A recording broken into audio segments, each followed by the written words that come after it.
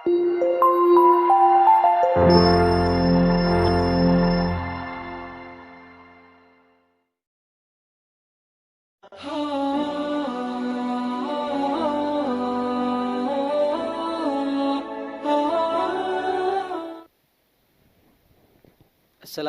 warahmatullahi wabarakatuh.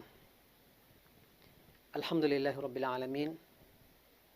Wassalatu wassalamu ala asyrafil anbiya'i wal mursalin nabiyina Muhammadin wa ala alihi wa sahbihi ajma'in. Asyhadu an la ilaha illallah waliyus shalihin wa asyhadu anna Muhammadan abduhu wa rasuluh. Arsalahu Allah rahmatan lil alamin. Ma'asyiral muslimin wal muslimat rahimakumullah. Usikum wa nafsi bitaqwallahi faqad fazal muttaqun.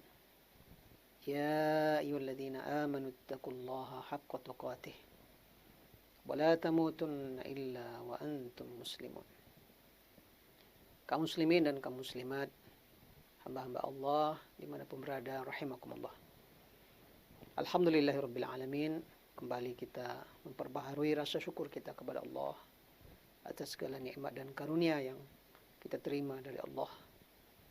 Semoga nikmat iman, nikmat Islam, nikmat memudahkan beramal soleh senantiasa Allah limpahkan dan Allah turunkan kepada kita semuanya. Kemudian salawat dan salam untuk baginda Nabi SAW. Allahumma salli ala Muhammad wa ala alihi wa sahbihi ajma'in. Kaum muslimin dan kaum muslimat, hamba-hamba Allah rahimakumullah.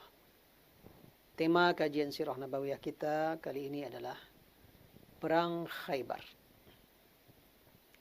Pada kajian sebelumnya kita sudah membahas tentang Rasulullah SAW mengirim surat dan utusan kepada raja-raja di beberapa kerajaan di sekitar Jazirah Arab. Ada yang dikirim ke Raja Najasyi di Habasyah, ada yang dikirim ke Kisra Persia, ada yang dikirim ke Raja Mesir Muqawqis, ada yang dikirim ke Kaisar Romawi, dikirim ke Raja Bahrain, Raja Yahman, dan seterusnya. Ini merupakan dakwah alamiah, dakwah internasionalnya Rasulullah SAW mengajak para pemimpin kerajaan yang ada di sekitar Jazirah Arab untuk masuk Islam. Pada kajian kali ini kita akan membahas peristiwa yang terjadi di awal tahun ke-7 Hijriah, yaitunya Perang Khaybar. Perlu kita ketahui, Khaybar adalah sebuah kota yang berada di bagian utara kota Madinah. Yang kota itu banyak sekali terdapat di sana benteng-benteng Yahudi. Dan Khaybar telah identik menjadi kota kaum Yahudi. Berjarak lebih kurang dari kota Madinah sekitar 60, 70 atau 80 mil atau sekitar 150 kilometer dari kota Madinah. Perlu juga kita ketahui bahwa secara umum posisi kota Madinah, Rasulullah dan para sahabat dan masyarakat Islam negara Madinah waktu itu dalam bahasa yang mungkin lebih modern, menghadapi beberapa titik musuh sebenarnya dari internal dan juga eksternal. Di internal ada Yahudi, 3 kabilah Yahudi besar, Bani Qainuqa, Bani Nadir, Bani Quraidah. Semua dah selesai. Qainuqa terusir, mayoritas lari ke Khaybar. Nadir sudah terusir, lari ke Khaybar.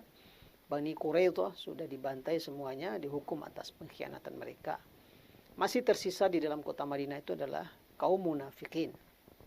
Orang-orang munafik yang mereka sebenarnya adalah orang kafir, tapi secara lisan mereka pura-pura masuk Islam karena kelemahan mereka tidak sanggup menghadapi Rasulullah di bawah pimpinan gembong munafikin Abdullah bin Ubay bin Salul. Itu secara internal. Adapun secara eksternal, sebagian kabilah-kabilah sudah berkoalisi atau berjanji damai dengan Rasulullah atau menjadi sekutu Rasulullah SAW. Dan musuh terbesar Rasulullah tentunya adalah kafir Quraisy. Itulah musuh asli beliau dari awal. Dan peperangan demi peperangan sudah dihadapi Rasulullah menang atau Quraisy yang kemudian menang. Kemudian perang-perang kecil yang dikirim oleh Rasulullah, pasukan peleton kecil untuk mengganggu kafilah dagang Quraisy yang bolak-balik dari negeri Syam ke Mekah. Sebagai bagian untuk terus memberikan tekanan kepada kafir Quraisy, itu juga terus berlangsung. Maka pasca perjanjian damai Hudaybiyah, Sulhul Hudaybiyah antara Rasulullah SAW dengan kafir Quraisy, yang kemudian kesepakatannya adalah gencatan senjata selama 10 tahun, maka secara otomatis musuh terbesar Rasulullah dari bagian selatan, yaitunya dari Mekah, ini sudah aman nih, karena sudah sepakat tidak akan berperang. Maka ada dua kekuatan besar lagi yang memang mesti waspada selalu Rasulullah menghadapinya, karena mereka ini juga selalu bermanuver mengganggu kota Mekah, mengganggu kota Madinah, dan mereka bagian dari koalisi waktu perang Khandaq. Mereka adalah koalisi besar perang Khandaq. Yaitunya yang pertama, yang dua tersisa itu adalah Yahudi Khaybar, yang memiliki hampir sekitar 8 benteng, 5 benteng besar, ada 3 lagi yang kecil, dengan persenjataan mereka miliki, berkekuatan lebih kurang sampai 10.000. Ini memang ancaman berat bagi kota Madinah, dan mereka sudah berkoalisi ketika perang Khandaq. Mereka yang berkoalisi dengan kaum musyrikin Quraisy. Nah, ini berada di utara Madinah. Ya, kalau Rasulullah akan berangkat berperang ke selatan, mereka dari utara adalah ancaman. Kemudian yang kedua yang menjadi ancaman bagi pasukan Rasulullah SAW atau bagi masyarakat kota Madinah, negara Islam Madinah waktu itu adalah kaum musyrikin Najd yang berada di bagian tenggara, ya, bagian tenggara kota Madinah. Ini juga dulu ikut dalam mengganggu Rasulullah SAW. Juga masih ingat kita peristiwa tragedi Sumur Maunah ke arah Najd sana. Di sana ada kaum musyrikin yang telah membantai 70 para penghafal dan pengajar Quran dari kalangan sahabat. Maka kaum musyrikin Najd ini juga merupakan ancaman bagi negara Islam Madinah waktu itu. Nah, begitu Rasulullah SAW selesai dengan Quraisy, sudah berdamai, dan Rasulullah SAW kemudian tentu sudah bisa fokus kepada dua kekuatan. Maka waktu itu Rasulullah segera untuk memberikan pelajaran berharga kepada Yahudi Khaybar. Mereka belum dapat pelajaran dari perang Khandaq. Baru Rasulullah menghukum pengkhianatan Yahudi Bani Quraisyah. Sementara pasukan yang mengepung kota Madinah ini belum semuanya diberi pelajaran oleh Rasulullah. Maka kemudian Rasulullah mengumumkan kepada para sahabat untuk pergi berperang, menyerang Khaybar. Nah, ini kali pertama jenis perangnya adalah pergi menyerang. Mayoritas peperangan sejak perang Badar, kemudian Uhud, Khandaq, dan beberapa perang-perang lain, mayoritas itu sebenarnya lebih kepada perang difa, ya, defend, membela diri, mempertahankan diri. Karena ada lawan yang menyerang kita, ada lawan yang terus mengganggu kita. Maka hampir semua peperangan besar Rasulullah sebelum perang Hudaybiyah atau perjanjian Hudaybiyah, itu perangnya adalah perang pertahanan, mempertahankan diri. Nah, kali ini perang Khaybar, ini kali pertama perangnya adalah penyerangan. Artinya inisiatif menyerang itu adalah Rasulullah dan para sahabat. Dikenal dalam literasi Islam sebagai jihad tolab, ya. Jihad yang sifatnya menyerang. Adapun sebelumnya lebih kepada jihad difa, ya. Jihad difa, mempertahankan diri. Tentunya penyebabnya sudah kita ketahui bahwa keterlibatan Khaybar dalam koalisi bersama kafir Quraisy untuk mengganggu Madinah, menyerang Madinah sudah sangat jelas. Mereka belum mendapatkan pelajaran dan teguran atau hukuman dari Rasulullah SAW. Perlu juga kita ketahui di Khaybar, kota Khaybar itu mayoritas penduduknya Yahudi. Itu ada dua kawasan, terbagi dua secara umum. Kawasan pertama itu terdapat di sana ada 5 benteng besar. Dan kawasan kedua terdapat 3 benteng yang agak kecil. 5 benteng besar di sana ada benteng Naim, benteng Sa'ab bin Mu'az, benteng Zubair, benteng Ubay, dan benteng Nizar. Itu benteng besar-besar. Kemudian di bagian kedua, wilayah kedua Khaybar ini ada 3 benteng, benteng Qamus, benteng Watih, dan benteng Salalim yang terakhir. Inilah kawasan Khaybar, dan seperti yang kita katakan tadi, dan sebelumnya sudah kita ulang-ulang bahwa bangsa dan kaum Yahudi adalah kaum pengecut, ya. Suka berkhianat tapi pengecut dan penakut. Mereka hidup di benteng-benteng dan di situ mereka mempertahankan eksistensinya. Beda dengan kota Madinah. Kota Madinah itu kota terbuka. Nggak bisa dibuat benteng. Mereka hanya dihalangi perbukitan, perkebunan, atau lembah-lembah menjelang kota Madinah. Itu sebabnya ketika Madinah dikepung oleh kafir Quraisy, maka solusinya adalah membuat parit agar lawan tidak bisa masuk ke dalam kota Madinah. Maka kemudian Rasulullah menggerakkan para sahabat untuk menyerang Khaybar. Dan ketika itu Rasulullah memberikan instruksi kepada Rasulullah SAW, tidak boleh ikut perang kecuali yang memang ingin perang. Karena ini adalah jihad talab, bukan jihad difa. Kalau jihad mempertahankan diri, semua ikut. Semua wajib bertempur, semua wajib berperang. Bahkan yang perempuan pun boleh ikut serta. Tapi kalau jihad talab, jihad menyerang, maka hukumnya fardu kifayah sebenarnya. Oleh sebab itu Rasulullah SAW mensyaratkan yang memang raghibun fil jihad, memang ingin pergi berperang dan siap. Maka yang berangkat berperang bersama Rasulullah ini adalah semuanya adalah ashabu bai'atir ridwan. Ya. Sahabat yang kemarin melakukan bai'at janji setia di bawah pohon di Hudaybiyah di tahun ke-6 Hijriah. Dan Allah sudah menjanjikan sebenarnya dalam surah Al-Fat terkait perjanjian Hudaybiyah dan terkait kemenangan Khaybar ini. Dalam surah Al-Fat ayat 20 Allah sudah katakan, wa'adakumullahu maghanima katsirah ta'khudunaha. Allah janjikan kepada kalian ghanimah yang banyak sekali yang akan kalian dapatkan, kalian peroleh. Fa'ajjala lakum hadhihi. Tapi Allah cepatkan ini, Allah segerakan ini. Para ulama tafsir menjelaskan ini yang dimaksud dalam ayat ini adalah perjanjian Hudaybiyah. Jadi Allah dahulukan dulu perjanjian Hudaybiyah, setelah itu akan segera menunggu kalian adalah ghanaimah katsirah, ya, ghanimah yang sangat banyak. Maka berangkatlah para sahabat dan dengan persenjataan lengkap. Karena ini tentunya jumlah yang berangkat juga banyak, Rasulullah mempersiapkan para sahabat. Tentu rencana perang menyerang ke utara ini memang diketahui oleh beberapa kalangan tentunya, termasuk yang tahu rencana perang ini adalah kaum munafikin kota Madinah yang dipimpin oleh Abdullah bin Ubay bin Salul.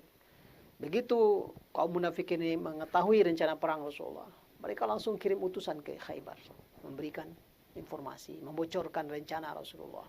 Nah, inilah watak, sifat dan perilaku kaum munafikin. Selalu saja bekerja sama dengan Yahudi, selalu saja kerjasama dengan kaum musyrikin, musuh-musuh Allah Subhanahu wa taala.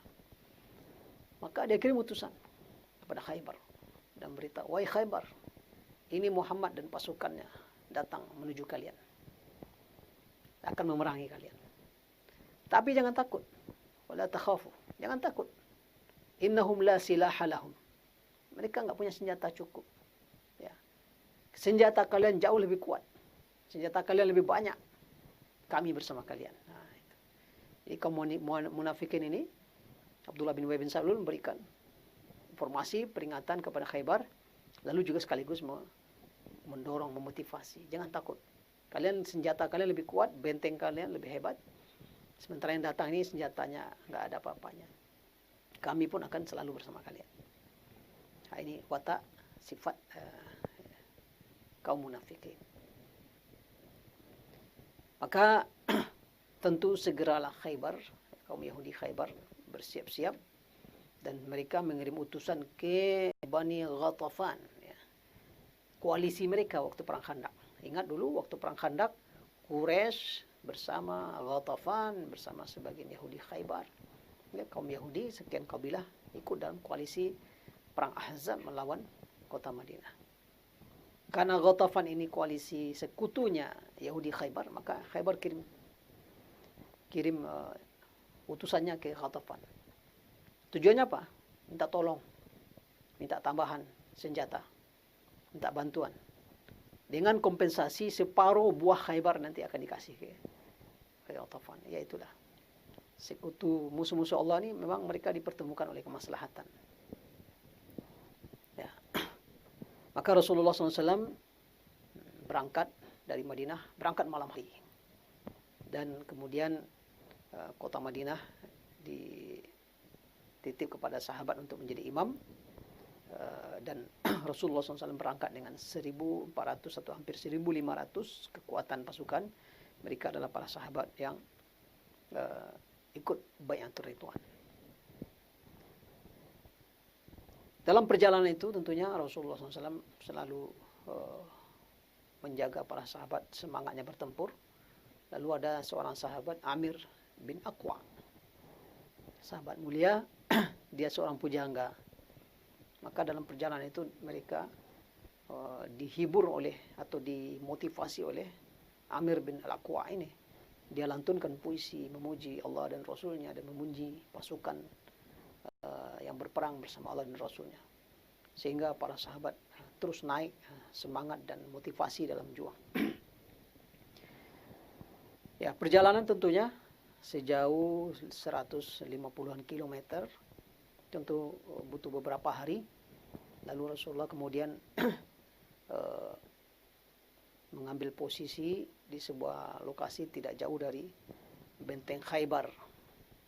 Maka ketika posisi itu diambil, seorang sahabat Rasulullah yang terkenal, Hubab bin Munzir, bertanya kepada Rasulullah SAW, "Ya Rasulullah, ahadha manzilun anzalakahu Allahu ilaih, laisa lana an nataqaddama wa la nata'akhir."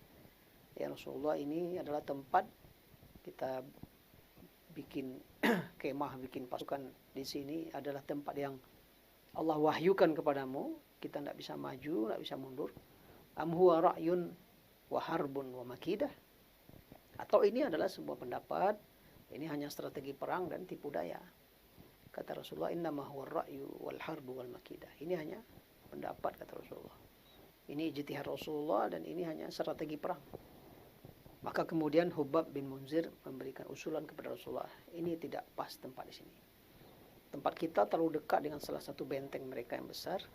Mereka bisa memantau kita, kita nggak bisa memantau mereka.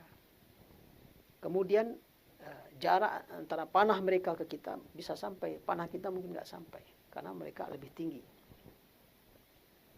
Kemudian lagi banyak rintangan yang mengganggu kita. Maka mari kita pindah ke lokasi yang lebih baik, yang gangguan-gangguan ini dan kekurangan-kekurangan ini tidak ada. Maka kemudian Rasulullah SAW menerima usulan Hubab bin Munzir ini. Kemudian Rasulullah SAW memulai mendekati benteng Khaybar itu di malam hari. Tentu benteng yang pertama adalah benteng Naim. Rasulullah malam hari dan belum menyerang benteng lawan sampai subuh. Kemudian sholat subuh dengan agak ringkas. Lalu selesai sholat subuh, Rasulullah sudah langsung bergerak menuju benteng Naim. Nah, pagi itu orang Yahudi ini nggak menyadari bahwa benteng mereka sudah terkepung oleh Rasulullah SAW pasukannya. Jadi mereka masih terus keluar bekerja seperti biasa. Ya, apa yang menggeluti kehidupan mereka, ada yang bertani, berladang dan sebagainya. Begitu mereka keluar dari benteng yang bekerja, mereka dikagetkan oleh pasukan Rasulullah yang begitu besar. Ya. Langsung mereka lari terbirit-birit, takut dan langsung kembali ke benteng mereka. Nah, di dalam benteng Naim inilah salah satu benteng terkuat Yahudi Khaybar. Mereka kemudian mengurung diri dan berlindung. Ya, beberapa hari Rasulullah SAW mengepung benteng Naim. Jadi satu persatu, satu demi satu ditaklukkan. Ya, beberapa hari itu benteng itu dikepung dan terjadi pertempuran pakai panah dan sebagainya. Sampai kemudian ya pasukan ini dipimpin oleh Ali bin Abi Thalib, benderanya. Memang malam itu Rasulullah mengatakan, la u'tiyanna ar-rayata ghadan li rajulin yuhibbuhu Allah wa yuhibbuhu Rasul. Yuhibbullah wa Rasulah. Besok kata Rasulullah, saya akan serahkan ini bendera panji peperangan ini kepada seorang laki-laki yang dicintai oleh Allah dan Rasulnya, yang mencintai Allah dan Rasulnya. Para sahabat itu menunggu-nunggu siapa ini yang akan ditunjuk oleh Rasulullah. Besok paginya ketika Rasulullah selesai sholat subuh akan memberikan panji pasukan. Dia tanya, Aina Ali bin Abi Thalib? Mana Ali? Maka sahabat mengabarkan Ali dalam keadaan sakit. Matanya tertimpa sesuatu dan sakit. Maka Rasulullah memanggil dan kemudian meniup dan meludahi mata Ali bin Abi Thalib sehingga kemudian sembuh seperti sedia kala. Lalu Ali lah menjadi ujung tombak pasukan dan disinilah kemudian Ali bin Abi Thalib dia dipilih oleh Rasulullah memimpin membawa panji atau bendera pasukan dan kemudian dia dengan pasukannya berhasil menjebol benteng Naim yang pertama ini. Yahudi Khaybar yang berada di benteng Naim ini begitu mereka merasakan mereka sudah akan segera kalah setelah pengepungan dan peperangan beberapa hari, lalu mereka langsung menyusup pindah ke benteng kedua, benteng Sa'ab ya, Sa'ab bin Mu'az. Jadi Rasulullah menaklukkan benteng itu satu demi satu. Kemudian benteng Sa'ab dikepung lagi sampai 3 hari 3 malam. Kemudian berperang sampai benteng Sa'ab juga takluk dari kepungan Rasulullah SAW. Kemudian Rasulullah lanjut mengepung benteng Zubair, juga beberapa hari dikepung dan bertempur sampai kemudian Yahudi di benteng Zubair ini juga takluk, ya, kabur mereka dan menyusup lagi ke benteng keempat, lari ke benteng Ubay. Maka Rasulullah juga kemudian melakukan kepungan kepada benteng Ubay, salah satu benteng yang juga terkuat dari benteng-benteng Khaybar. Ini beberapa hari, sebagian mengatakan sampai 14 hari pengepungan. Sampai kemudian mereka juga kalah dan kabur lagi ke benteng terakhir di kawasan pertama, benteng Nizar. Sempat salah satu benteng itu mereka benteng Zubair kalau tidak salah, mereka bentengnya agak tinggi, di dalam bentengnya persediaan makanan cukup, kemudian juga air juga cukup. Kemudian ada seseorang yang datang mengusulkan kepada Rasulullah, wahai Rasulullah, engkau kalau berperang ini melawan benteng ini, berhari-hari, berbulan-bulan mereka akan bertahan ini.